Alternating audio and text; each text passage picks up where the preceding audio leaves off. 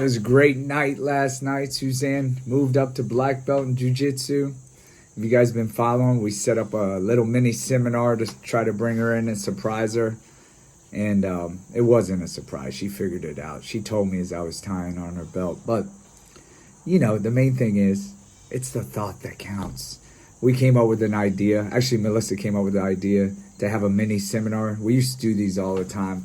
We're going to start doing them again because, man, it was so awesome. But the only bad thing about last night is they only got to do 15 minutes of their technique, and everybody had all these questions. So I promised I'd put it on this channel that only 3 of you watch.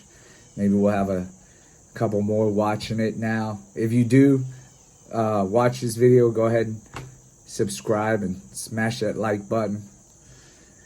I didn't ever really want to say that, but somebody said it last night, said I should say that because then more people will see the video. Not sure I want that either. I make these for the Evolve students and of course my son, who probably doesn't want to watch it anyways, but maybe one day he will. This is the first time in history, like I said in the other videos, that you can put something and it'll be out there forever. So his kids can watch it. And if they ever wonder what Pops was like, just hit that video channel. Maybe they'll take him down. Who knows? But it's going to be out there for a while. And come to think of it, he probably doesn't want to watch them or ever let his kids know what Pops was like. But he has that option. Anyways, you guys get to see the 4 black belts. And first up was Kenneth, okay? So let me go over Kenneth, and I'll do a little intro on each of these guys because it was kind of emotional having them all there last night. And I've been with these guys, some of these guys for 20 years, more. Kenneth, 20 years. Yeah, when he walked in, I still remember that day, but he's flourished into the encyclopedia of jiu-jitsu. It was amazing at the World Championships this year, hanging out with him and seeing all these people walk up to him. And it's like, man, I love your videos, your technique videos, and asking for his autograph. And he's just a rock star in the jiu-jitsu community. And when you hang out with him, it's never ending. We were there at the end, 3 or 4 of us, just hanging out with him 45 minutes after the seminar, after the ceremony. It's never ending. The techniques he knows and the chains that keep going. And it's always good stuff you can implement, which you'll see in a couple seconds. Okay, so he went over the triangle last night. Awesome details. And then next up was Julian, who's not with us no more. He's in Poolsville. You guys check him out there. Julian went over the butterfly guard, some incredible details. He's been with Evolve for probably 10 years before he left and got his law degree. That's why we call him the law. Has become an incredible technician with leg attacks and loves to compete. And he's just all out there, always giving out all the great knowledge and just helpful to all the students. Any of them that are higher level or lower level, he always spends so much time with them. Love having Julian in the house, and it was exciting to see him. Check out his details on that butterfly guard. Pretty awesome. And then we had Zach. Zach needs no introduction. Zach Davis, UFC. Yeah, Zach's one guy from Evolve that's taking it to the highest level. He lived in the fighter house, and then afterwards, he opened up his own academy in Frederick. Groundswell MMA. Phenomenal instructor, which you'll see in a second. And this technique he showed, he does it all the time when he's rolling. And I'm telling you, it's very difficult to even, he's setting it up, you can't stop it. And you'll see why in that technique. And then last was Professor Rick. Okay, so Professor Rick is not an Evolve Academy black belt. He just teaches at Evolve on Saturdays. One of the best classes. I always attend them because Professor Rick comes from a different lineage, and what he brings in is just invaluable. He comes from Pat Trey, who does the catch wrestling and also jiu-jitsu mixed in. from Eric Paulson and Hagen Machado. But Pat Trey's the SEAL Team 6 guy. How Rick and I became best friends was our instructors were on SEAL Team 6 together, and they always hang out. So Rick and I would see each other at seminars and became real good friends. And that's how our relationship started. So when Rick moved up, he found a home here at Evolve, and I'm telling you, every guy that trains on Saturdays, they know sometimes it's a little painful if you're rolling with them, but you always leave in there on Saturdays with some extra tools to put in your arsenal. So we love having Rick there, and you'll see why in a second. But again, it was an awesome night. Get emotional because these guys have been with me for so many years, and it was just fun hanging out with them. But we'll do these again. I was telling the guys we should do these every 2 months. Get all the guys, all the black belts together, and give you guys back some of the knowledge, because, man, the things they show is things you can just put in the game almost immediately and drill, and you'll see what I'm talking about in a second. Went a little bit on a tangent, but just wanted to do a little bit of intro here, and yeah, I'll actually put in the comments to fast forward to 6 minutes and 25. You don't want to hear me talking, but you guys make it a great day. It was awesome seeing everybody. Much love. Unlock, shift, elbow, go to base, plant foot, go to hip, flexion, extension, jump, lock, finish. Beautiful. Yeah, exactly. Just knees pinch, unlock, shift, elbow, base, drive, extend. Leg is going to jump as high on his back as possible. And the more I jump, the easier it is for me to get to the triangle.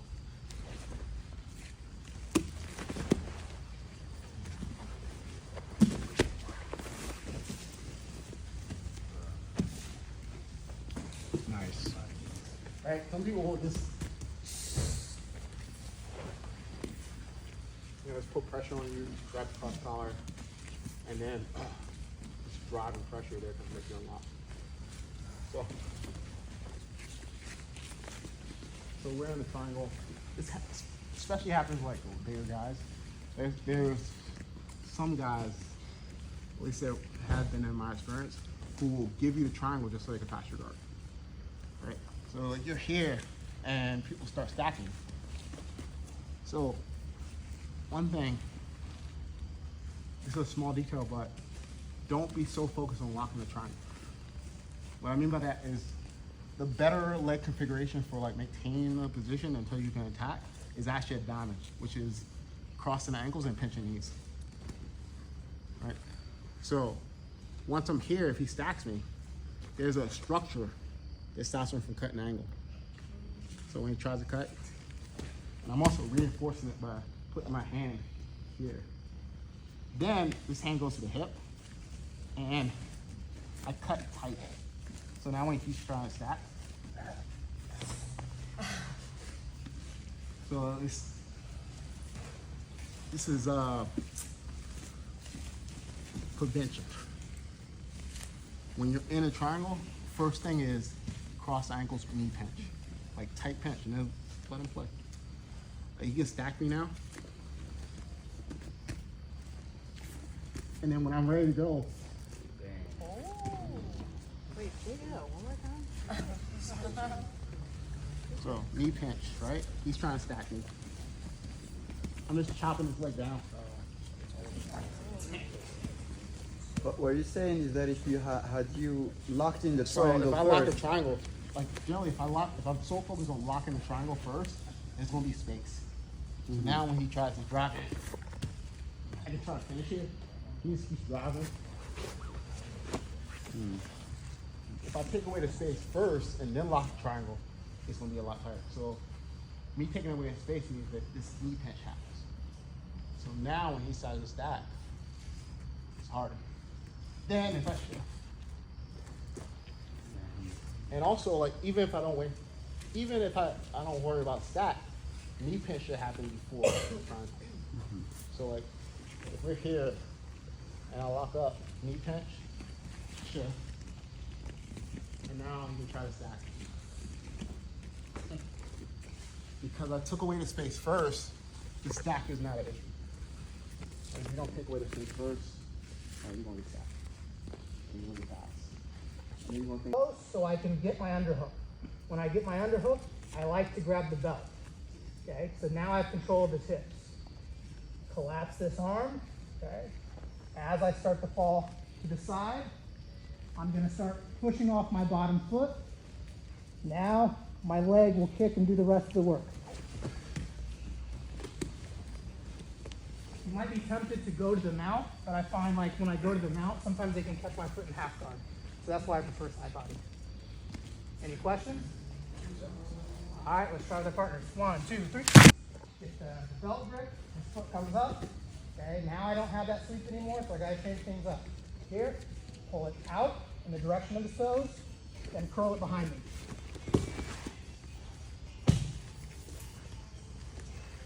His momentum will bring me up. Any questions? Yes. How do you get your foot up? Get him down. All right, I started to do the other side. All right, scoot your butt towards the arm you want. Boom. All right, one detail I always leave out, which I just left out, is I use my elbow to open this knee up. All right, Dwayne will usually block this one here, and you can't get your foot to the hip. You use your elbow to scrape him off your knee. That makes sense? So as you go up to here, that knee can get to the hip. That makes sense? Do this simple arm lock. I think everybody can get that in the next couple minutes. All right, then we'll go to more forward. 1, 2, 3. Arm we have. One thing, I don't want Dwayne to be too high up by my face. All right, this just feels terrible to me. So you want him kind of down around your midsection. That makes sense? So as you're doing it, you can use your hamstrings to kind of push you back a little bit. I saw some people that were like face to face. It's really hard to get your leg to do anything while he's up here. So that's what the guard's all about. Sometimes you guys gotta understand what your guard's for. It's grab him and move him back. All right, it's not that complicated. You gotta just create space. Now we can scoot. If it wasn't working on the hip, you can push on the ground and scoot your butt out. That makes sense? Find that hip, find that shoulder, and I start pinching this one right in my midsection. That makes sense? I had some good questions. Some people are like, I feel very much that this one arm push-up can roll you up, right? So go ahead and do it like that. All right, there's a couple of things. One, if my hips are facing kind of this way, it'll be easy, right? So roll me back. What I want to do is I want to kind of turn it so this hip comes forward and I'm a little more facing down towards the ground. Does that make sense? All right, that'll make it harder for him to roll me back. That makes sense? Now, as I start to push this one down, Dwayne's a strong guy. If Dwayne starts to overpower me, I start to go into Kenny land. You guys remember he had that leg up high on the back? He is here, we can come up and go into the triangle. Does that make sense? All right, so if he's beating you with that one arm push-up, all right, just be ready, hold it back. You don't even have to climb up and come into here. Does that make sense? All right, I saw some people doing that one. I want to go over the omoplata on this one, but that might be more appropriate for everybody. So try this one a couple times here. We have this lock. If they start pushing up on that and beating you, block it, pull the arm out, and go into that triangle. Does that make sense? Try that a couple times with your partners. 1, 2, 3. Okay, and then you guys can either ask me afterwards or start to build on it. But from here, when I'm working on this and Dwayne's staying kind of low, when he came up, we went triangle, right? So if he comes up, triangle. When he's staying low, and that's what Dwayne always does to me, I'm gonna push his face away, and this leg's just gonna come right in front of his face. Boom. All right, you gotta be a little careful. About half of you guys are gonna use your ankle bone and hit them right in the eye socket, and they'll be mad at you, okay? But just be careful here. You're gonna come here, and you're gonna create some space there. That make sense? Now, the problem is my body's facing this way. I'm almost onto my stomach. So I have to make a big pivot to drop this knee down, okay? At this point, we can use our hands, and you can use this foot. Boom, all right? Just to there. Now, the key with the omoplata. All right, I'll show you the first one. Here, Suzanne, where's she at? She gave me a good name for it. I think she called it the torture rack. All right?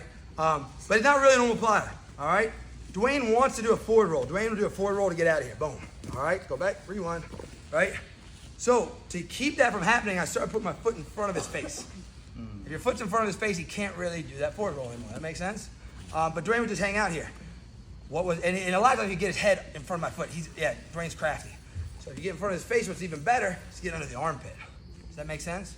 Once I was here, I keep this tight and just extend both legs. You start getting this pressure on the arm.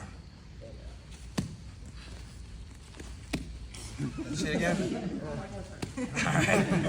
So this one, I just start getting everybody with. Right now, sometimes Dwayne would grab that foot, the front of that foot, and I couldn't get that extension I wanted, right? That's when you swing the legs out. Boom, boom, here.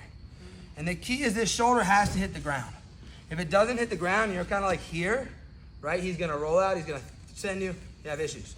So if the shoulder's still off the mat, you have to pull it away, just like that, and then kick out. And once you have that, then you can come up. That make sense? There's a lot of stuff. I wanted to show you guys the first part. Some of my more advanced people can add in that second part. But the first part is here. Everybody did this, the clamp. I think everybody's getting okay with that one. If they come up, you do the triangle. But if they stay low, push the head away, put your foot in front of their face. I hope everyone's got clean feet. Use the cleaning station over there.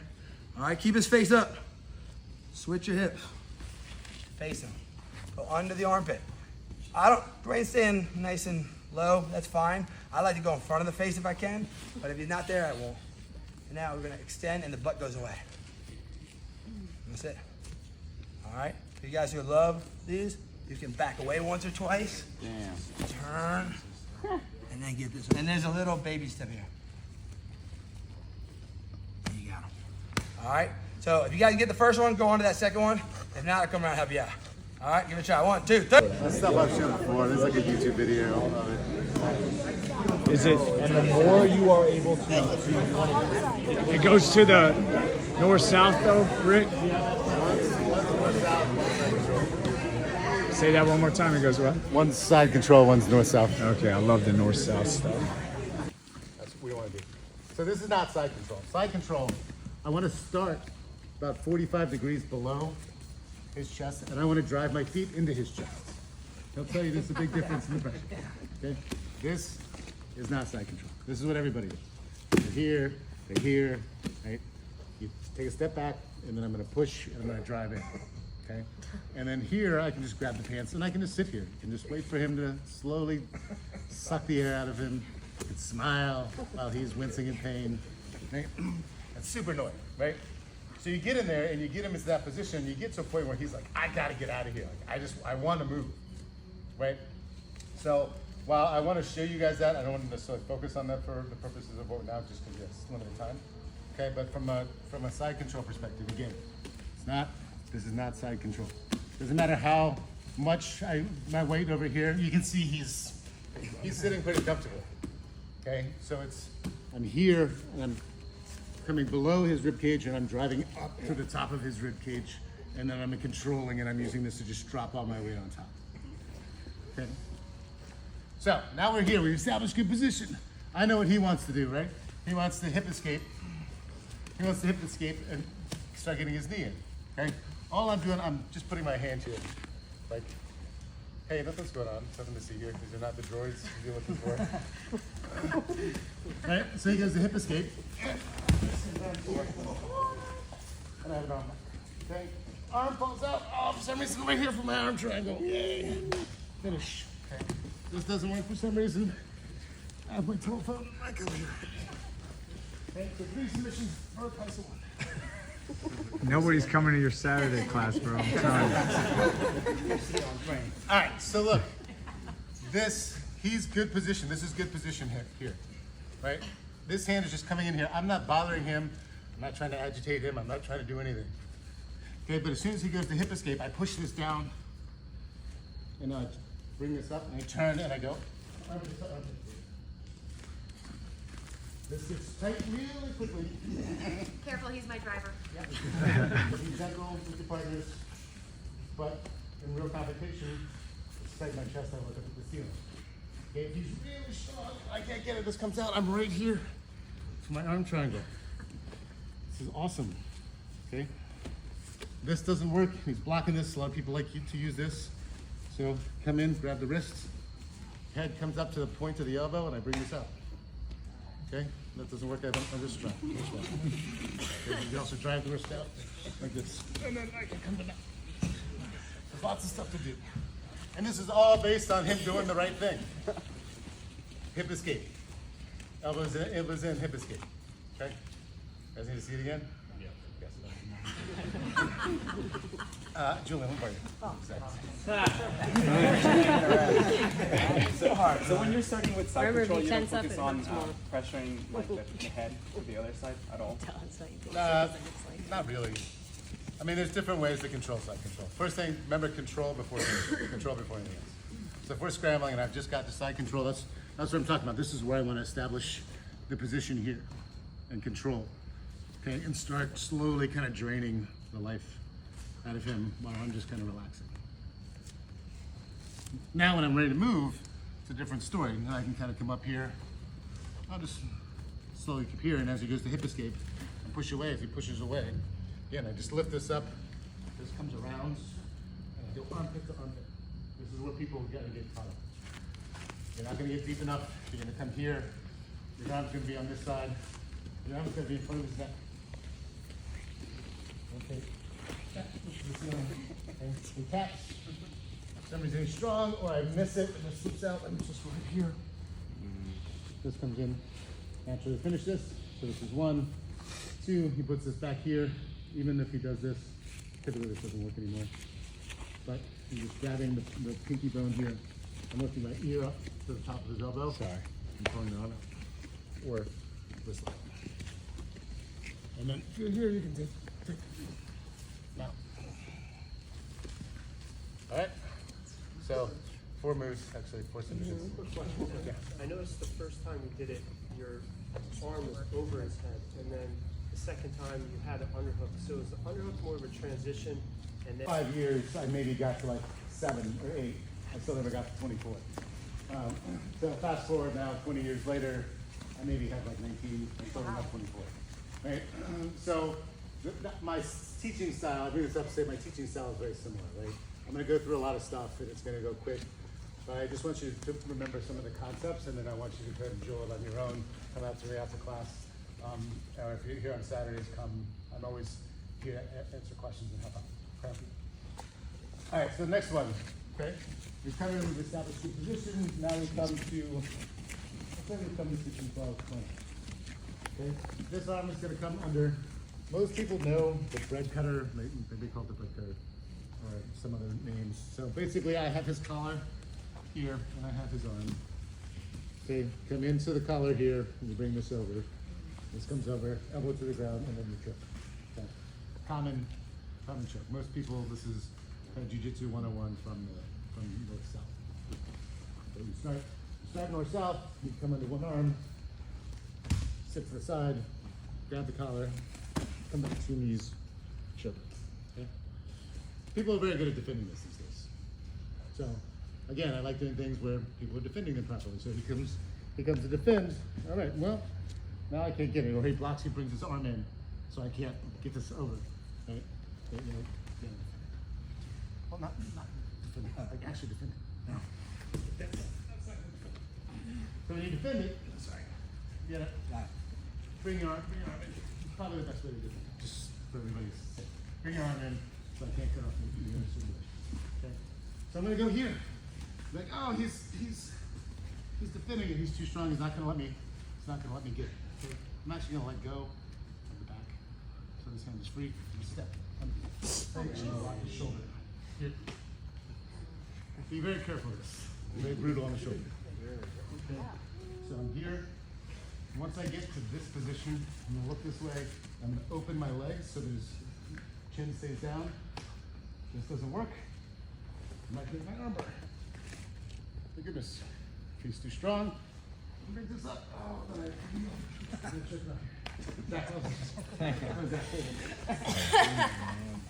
Alright. So again, north-south, coming underneath, grabbing the back knee. Our initial move is the bread cutter. Okay? I'm grabbing the gi, bringing this over to try and choke. He doesn't give me that. Right? Because he gets his hand in the middle, something else doesn't work. Right? So I'm just gonna drive him up this way. And I'm gonna put my thigh on his head. Here. This knee slowly pops up. This is super tight on his shoulder. Look this way. feel the shoulder strain. Okay? For some reason, I can't get this. Oh, I'm looking right back. My regular arm. Questions? For the second leg, you wouldn't rather just also No. bring it I don't on top of ever like bringing that second leg over. it? Is there a reason behind that? No, no reason. Yes, a very good reason. So, the series that I do from the 2-1-1 position is all predicated on this knee being here, okay? So I'm here, I have my arm bar. If this doesn't work and he's blocking this, I come here, again, we're in my choke. If this doesn't work, I come up, and I have this neck crank. If this doesn't work, back into my Americana. Okay, forearm, right back into my arm. If I throw this leg over, I lose all that. Plus, he now has more opportunity to reverse the position. It puts me at a more vulnerable position. Okay. It's a stronger arm bar, per se, but it's a weaker flow. And what I want is a strong flow position. Any of you guys want to feel it, Saturday's the day.